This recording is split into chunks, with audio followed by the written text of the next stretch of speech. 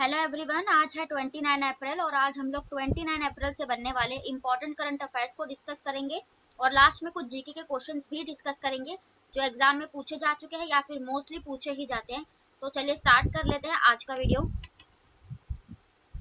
First question है, हाल ही में किस एशियाई देश ने देश की पहली गर्भपात गोली को मंजूरी दी है? तो इसका राइट आंसर हो जाएगा जापान।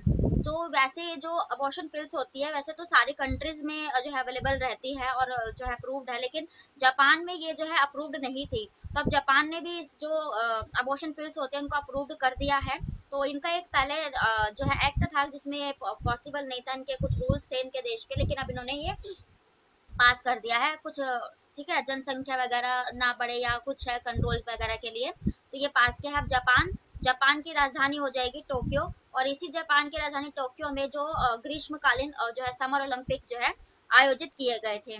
और जापान की राजधानी टोक्यो किस द्वीप के किनारे बसी है? तो ये होन्शु द्वीप के किनारे बसी है। एग्जाम का ये पार्ट बन चुका है क्वेश्चंस।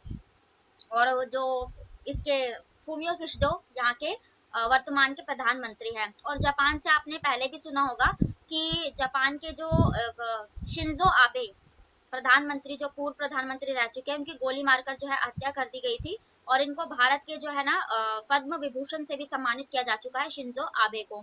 और अभी थोड़े टाइम पहले यहाँ के जो फूमियो किशिडो वर्तमान प्रधानमंत्री, उन पर भी जो है हमला किया था।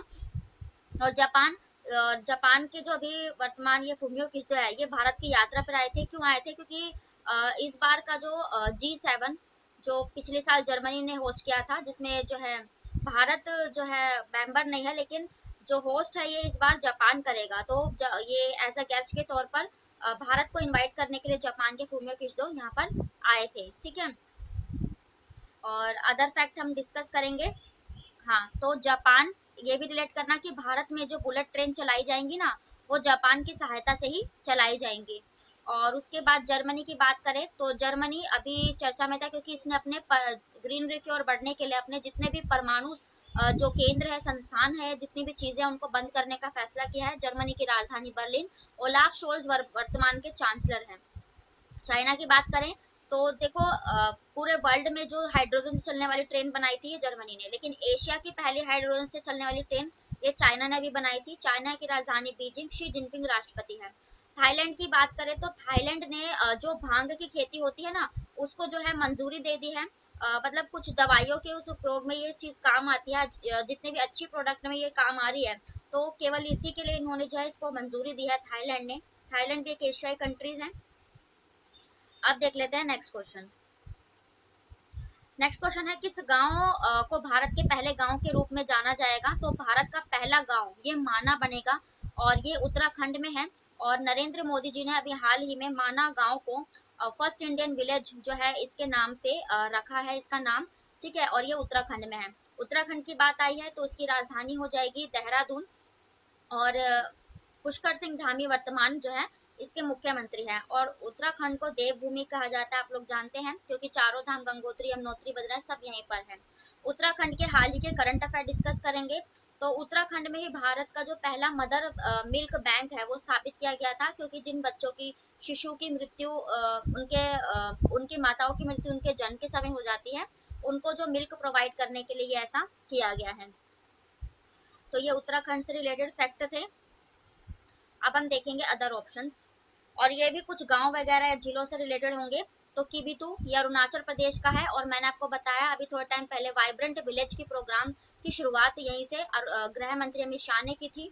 मोढेरा, तो मोढेरा ये गुजरात का है और ये 24/7 सोलर ऊर्जा से चलने वाला पहला गांव बना था 2022 में ही। महसाणा ये मध्य प्रदेश का है, पहला आदिवासी साक्षर जिला बना था। नेक्स्ट क्वेश्चन है, हाल ही में आईआईटी मद्रास किस देश में पहला भारतीय प्रौद्योगिकी संस्थान स्थापित करने जा रही है? तो ये तंजानिया है। तंजानिया आप लोग जानते हैं एक अफ्रीकी देश है।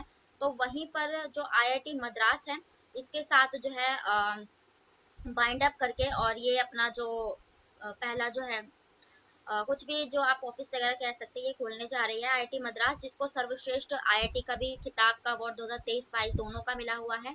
ठीक है, और मद्रास में है ये आईआईटी, ये जो आईआईटी मद्रास है। ठीक है, और पहला जो है ना होमोसेफ रोबोट की जो बनाया था यानी कि जो ये एंटी टैंक्स होते हैं ना, इनकी जो सफाई कराने के लिए जो गटर वगैरह होते हैं, तो पहला होमोसोफ रोबोट भी आईआईटी मद्रास ने ही बनाया था। ठीक है, अब हम तंजानिया की बात आई तो इसको अफ्रीकी देश को हम मैप से डिस्कस करेंगे ताकि कुछ जीके भी कवर हो जाए।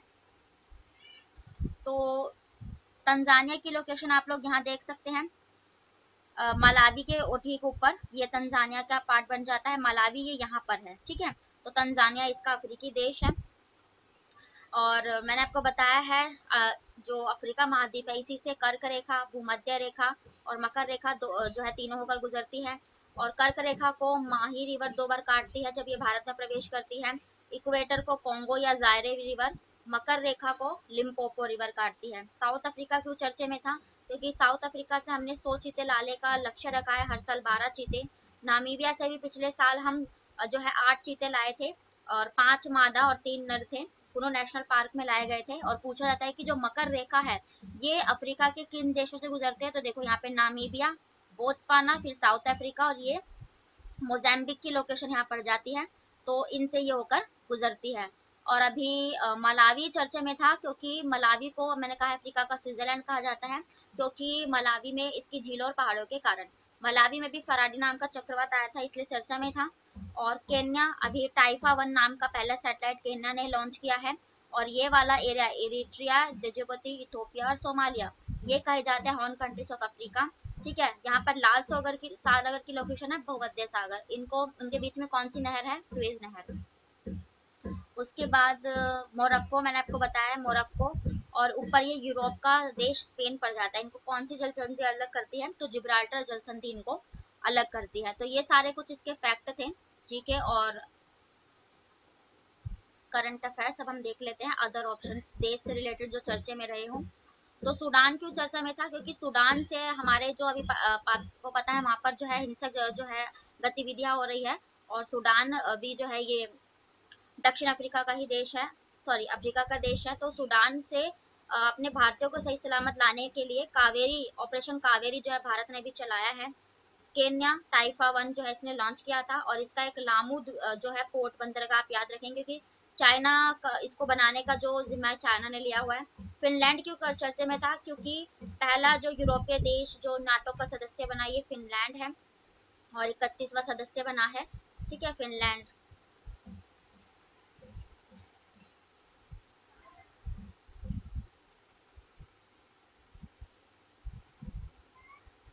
देख लेते हैं नेक्स्ट क्वेश्चन। तो ये मैंने रिवीजन के लिए रखा है कि विश्व मलेरिया दिवस कब मनाते हैं, तो हम 25 अप्रैल को मनाते हैं। ठीक है, मलेरिया के प्रति जो है जागरूकता फैलाने के लिए इस बार की थीम है इन्वेस्ट, इनोवेट एंड इम्प्लीमेंट।